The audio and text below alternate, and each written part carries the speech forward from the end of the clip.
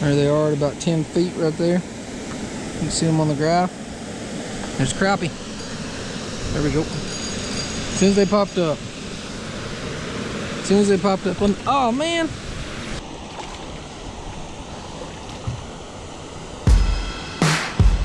So much fun. Look at that. We're on them today, boys. We graphed them, we found them, we're catching them. Stay tuned, we're gonna cook some later.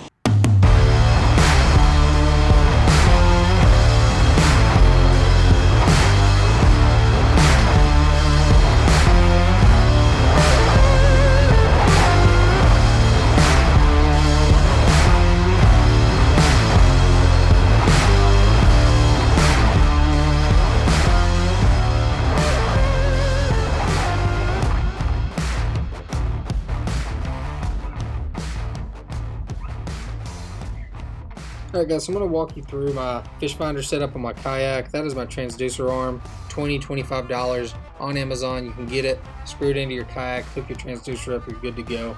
I run a Garmin Striker 4 on my kayak. All you have to do is run the cable from your transducer arm to your screen, from your battery to your screen, and you're good to go. You know, it's not very expensive, $100 to $200 fish finder. Yes, I did forget my battery box, so I had to use my Garmin box for my battery box. But yeah, you don't need live scope, you don't need Mega 360, though it would be nice to have. If you're on a budget, this is an excellent fish finder, and you're about to see why. As you can see, a big bait ball at about 10 feet right there, right off the side of this hard structure. And there's fish. There's fish. There's a good fat crappie. There we go. So I know it's right off the corner there. It's a good little crappie. First one of the day. Here they are, bam. Any second. Come on.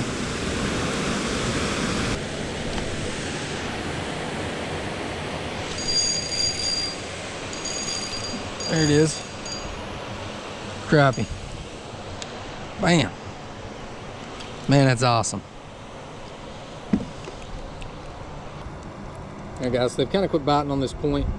I'm going to show you exactly what I do. So I reel my lure all the way up to the top almost, stick my rod tip over to in the water, and I go 2, 4, 6, 8, 10, 12, 14. That's going to work at between 8 and 12 feet approximately. And I'm just going to lay my rod down kind of between my legs here, out to the side, and all I'm going to do is I'm going to troll. So I'm not seeing anything on the graph under me currently. I'm just going to slowly paddle until I start getting some hits and stuff start popping up on this graph. And guys, what I'll do is if I get to a spot where I catch one, I'll look on my graph and there's a big ball of them. As soon as I get them in, I'll throw them in the cooler, and I'm going to turn around and I'm going to directly just start casting into that spot, because that means that they've kind of schooled up right there in that area and they're starting to move a little bit. Hopefully, I'm hoping that, you know, I'm just maybe taking the wrong approach here. Here's one. Here's one.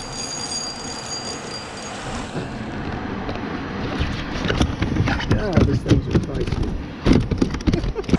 So I'm showing that they've pushed a little bit to the left side of the spillway now instead of over on the front side where I was at a while ago. I'm just gonna toss this jig out there and see if I can catch a couple of them real quick.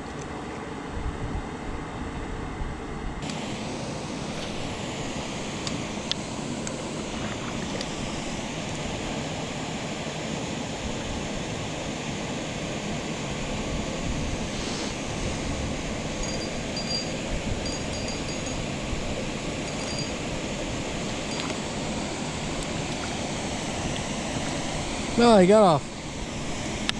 Thing I will say that was a little different about this day that I hadn't experienced before was my approach, as in my cast, to these fish. If I was a little bit to the left or to the right of where I currently am, I could not get a bite. As long as I was diagonal, and if they moved from one side of the spillway to the other, I had to be almost diagonal every time in order to get a bite.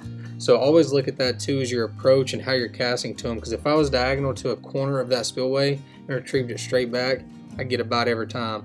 But if I was to the left or to the right or straight on, I was never getting a bite. So always look at your approach. Maybe it's just the way that they're looking at it, they might bite it a little bit better. Right on this corner. Old school. Come on now. There we go. It's a little better one.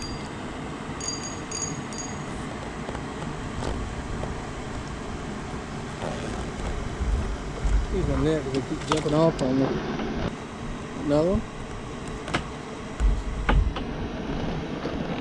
I've had this bait of crappie jigs since I was like 12 years old, and I've never hardly used it. That's all I'm using right there. There they are up there. Come on, hit it. There it is.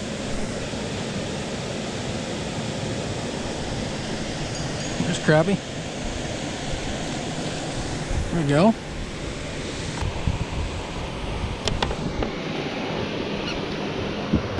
There they are, 8 feet.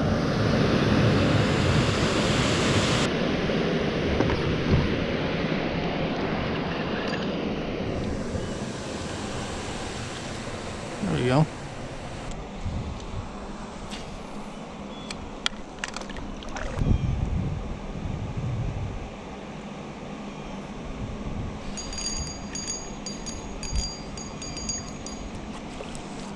There you go.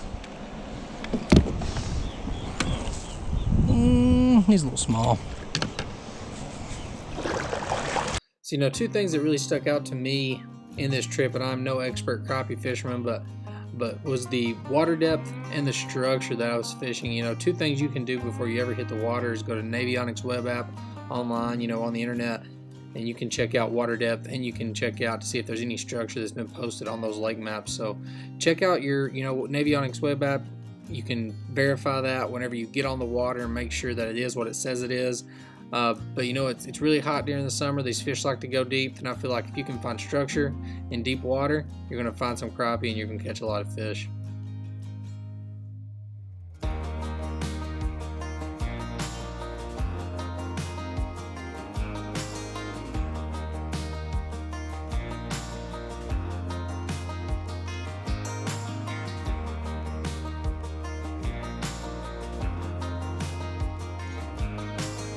So one issue I did have during this fishing trip was I lost a lot of fish, whether it was at the boat like on this fish or if it was in the water.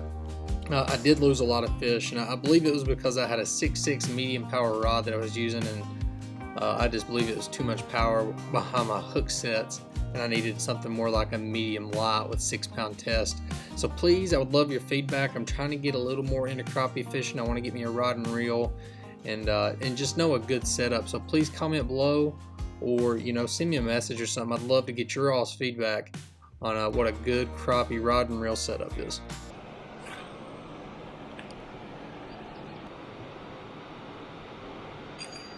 There we go, finally hooked up. Finally. Don't get off, don't get off, don't get off, don't get off, don't get off.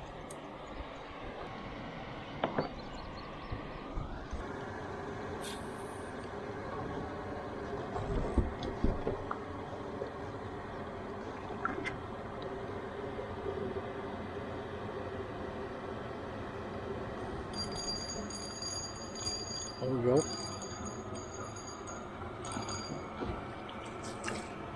Don't spit it. Do not spit it. Alright. One more, fellas. We're going to call her quits.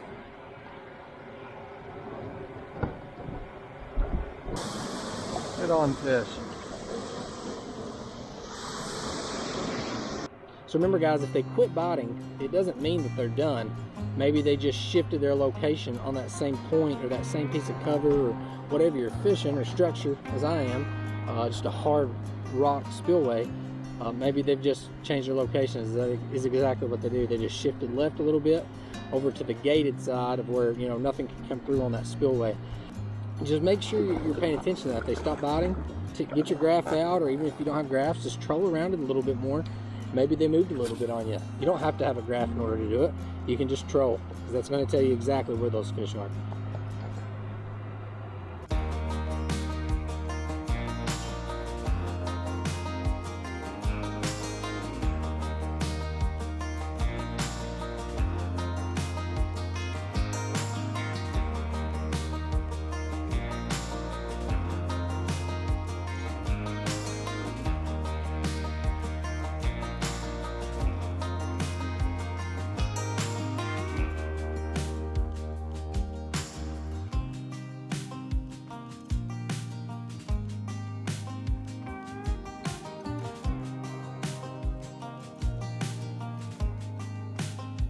All right, guys, excellent day on the water. It's starting to get hot, sun's coming out. Finally had to break out the Waterland glasses. And speaking of, actually, if you use Kentucky 10 on Waterland optics on their website, their glasses are like range between $130 and $150. These are the Waterland Asher blue lens glasses. I love these glasses. You can see clearly through the water. Their yellow lenses are great. The gray lenses are great. They have excellent optics. And if you use Kentucky 10, if you get a $150 pair of sunglasses, $15 off, it's gonna put you down to $135 for a good set of sunglasses for out when you're fishing. I depend on these things year round, whether it's winter, summer. If that sun's out, I'm using these glasses 100%. But hey, back to today, crappie fishing. We had an excellent day, just trolling around that little spillway. They kind of moved in their little schools around the spillway throughout the morning. And this is what we ended up coming out with, about 13, 14, 15 crappie. Good little mess. I'm gonna go home, I'm gonna fillet these things up, and we're gonna put them in the deep fryer. Stay tuned. All right, hey guys, just got back, filleted my fish. I apologize. My SD card messed up when I was filleting the fish, and I'm not gonna have that part on footage. I wish it would have been. This is what we got right now. Currently, that's all the fillets that I've got out of the fish that I just caught this morning. And me and Tawny's about to, what are we about to do? Marinate them. We're about to marinate them, let them sit for, how long are we letting them sit? 2 hours in the cold. Okay, 2 hours in the cold, and then we are going to fry these bad babies. So, Tawny, go ahead and walk us through what you're doing. You slice a lemon. You squeeze both halves of the lemon over the fish. Okay, and then you take buttermilk, and you're going to cover them until they're completely covered. Let them get under a good blanket of milk. And I also like to add a little bit of salt, but not too much salt because it'll dry them out.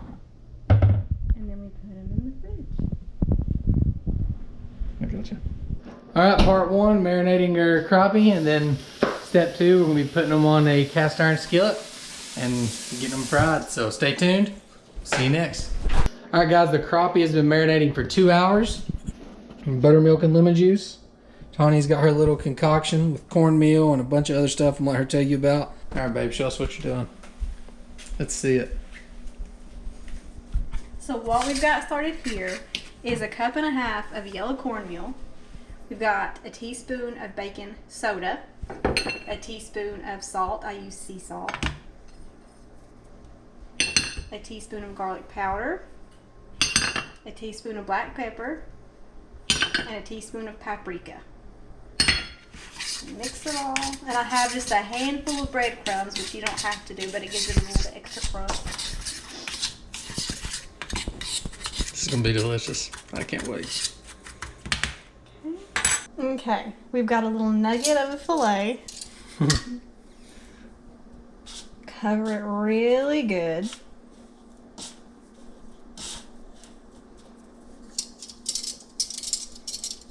I take my tongs because I don't want to get burned, and then you drop it in this oil.